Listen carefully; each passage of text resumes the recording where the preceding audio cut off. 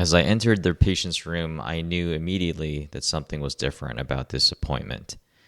The body language of this particular person told me everything. They sat fairly rigid, shoulders turned slightly away. Their gaze was fixed on some invisible point past my left shoulder. The room felt dense with unspoken frustration. I greeted them and I got a mechanical nod. My opening questions received one-word responses delivered like facts being entered into evidence. Finally, I shifted gears entirely. "So what brings you in today?" He said, "My primary care physician said that you can help me, but I'm guessing you'll tell me the same thing the others did." I didn't have a clever response ready. I really didn't want to take the bait. Instead, I asked what felt like a very honest question. I said, "If that's true, then what made you schedule this appointment today?" This was followed by complete silence. Not really the contemplative kind, but one of exhaustion. The kind that comes from frustration and bad experiences. If anyone has been to an insurance-based clinic, this will not surprise you. In this week's episode, we are going to discuss the value of trust in today's healthcare relationships and how to build it. I'm Dr. Fred Bagares, and this is the Talking Rehab Podcast. Quick favor before we dive in. If this podcast has changed how you think about your body or your recovery, hit that subscribe button. It's free, it takes 2 seconds, and it's how we keep bringing you these conversations every week. No fluff, just real talk about what actually works. Thanks for being here. Now let's get into it. The typical medical appointment today runs about 7 minutes. That's 7 minutes total. Starbucks baristas are given about 4 to 7 minutes to prepare a complex drink order like a latte. They even set a goal of 4 minutes for mobile orders. Now think about that. This is an exchange of goods without any human connection, and 4 to 7 minutes is acceptable.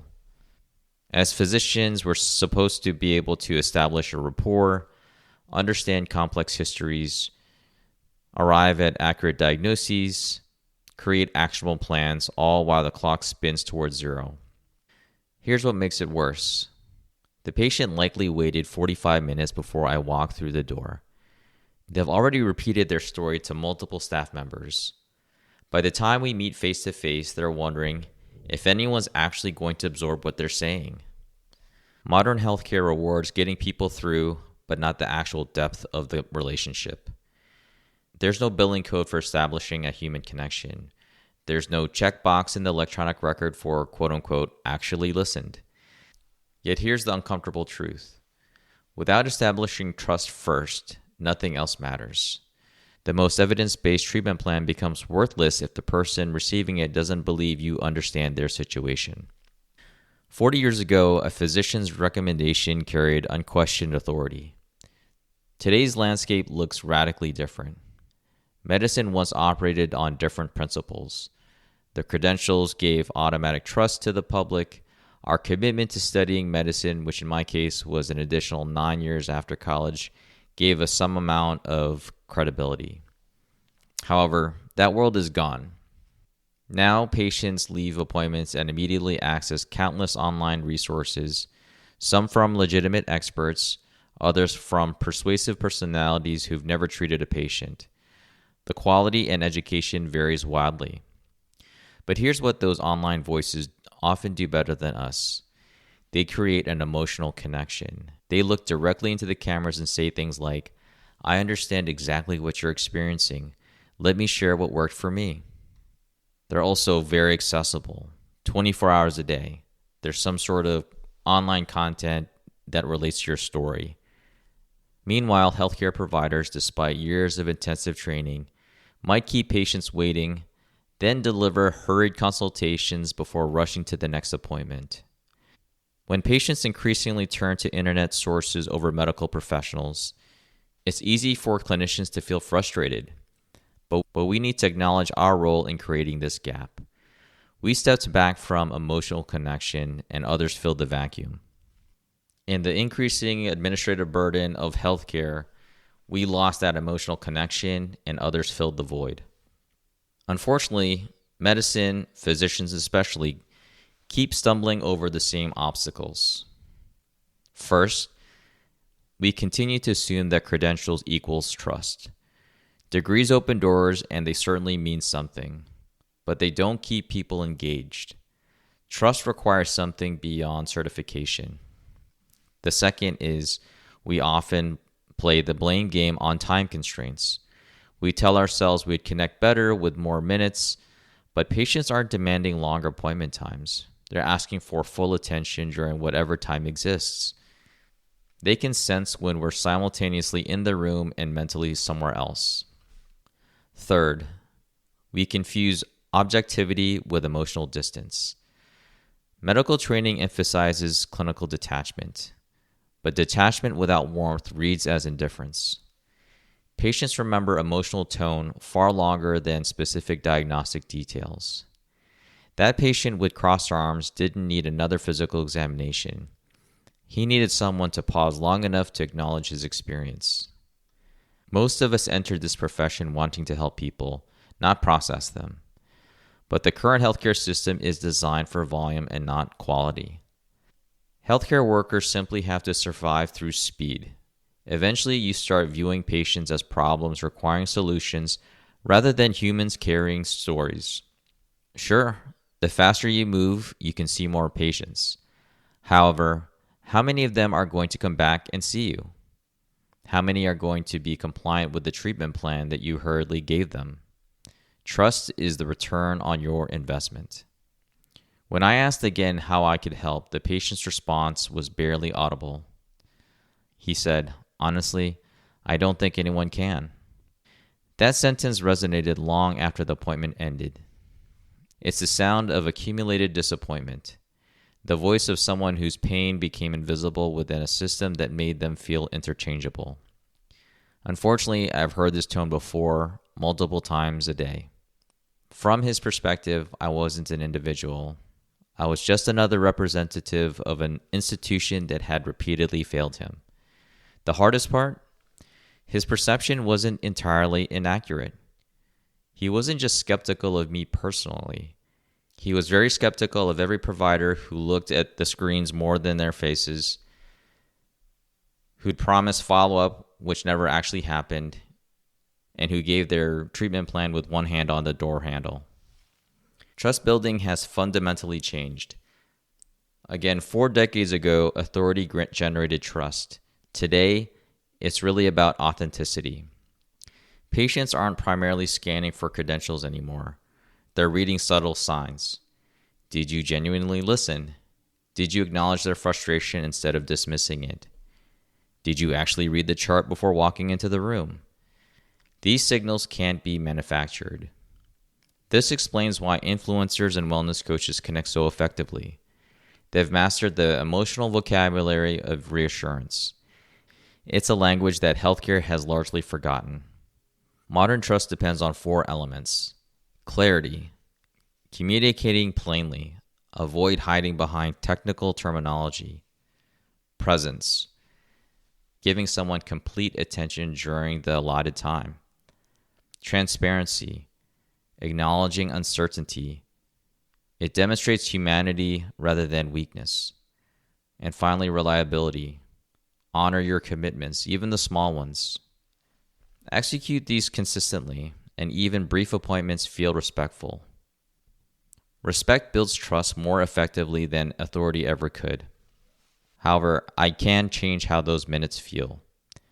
Now that I'm in my direct care practice, I have complete control over the experience I deliver to my patients. Sometimes I begin with stillness. As soon as I enter the room, I face the patient directly.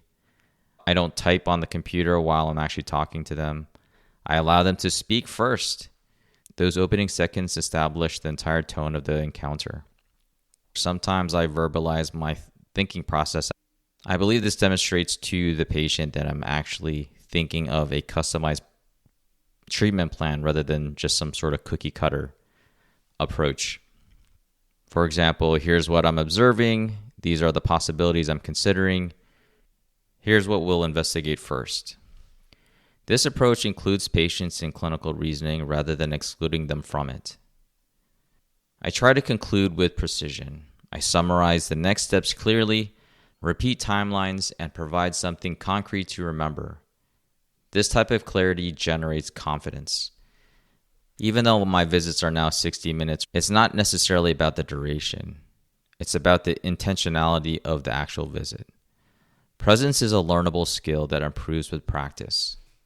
That appointment taught me something uncomfortable. His distrust was a reflection of the systemic failures.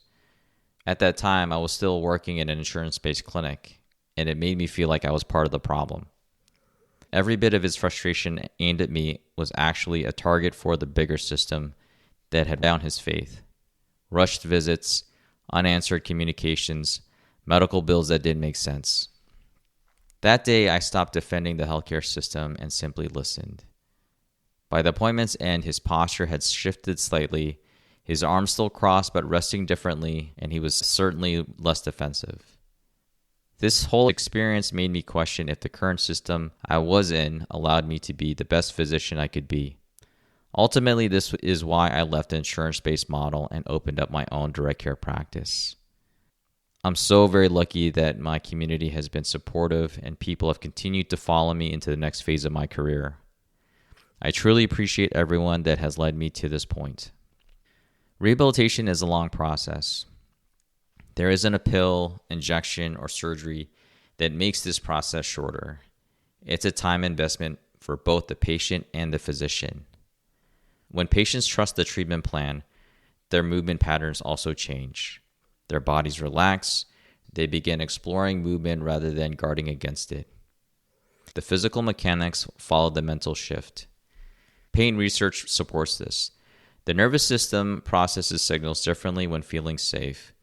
Trust literally alters the physiology. When asked about my most powerful therapeutic tool, my answer remains the same. It's trust. I can't claim I solved the patient's problem during our initial meeting. I know I didn't. But I did initiate a different type of dialogue. Over subsequent visits, he began sharing more, not just about his physical symptoms, but about underlying fears, work concerns, feelings of being disbelieved, doubts about his ability to ever recover. These conversations never appeared in the medical records, but they transformed his care trajectory. Eventually, he improved, not because I discovered some novel treatment, but because he finally trusted the process enough to maintain the consistency towards our treatment plan. That's the nature of trust. You can't construct it completely in one appointment, but you can establish foundations in brief encounters if you use that time thoughtfully. Today's patients have unprecedented information access, but information without trust is just noise. We can't expect people to follow guidelines based solely on our credentials. As I said, authority might have worked years ago, but today it's about humility, consistency, and humanity. When someone asks how to build trust in a 7-minute visit, my response is straightforward, is that you can't. You have to establish the first layer, and you have to encourage them to return so that they can start to believe that you actually want to help them.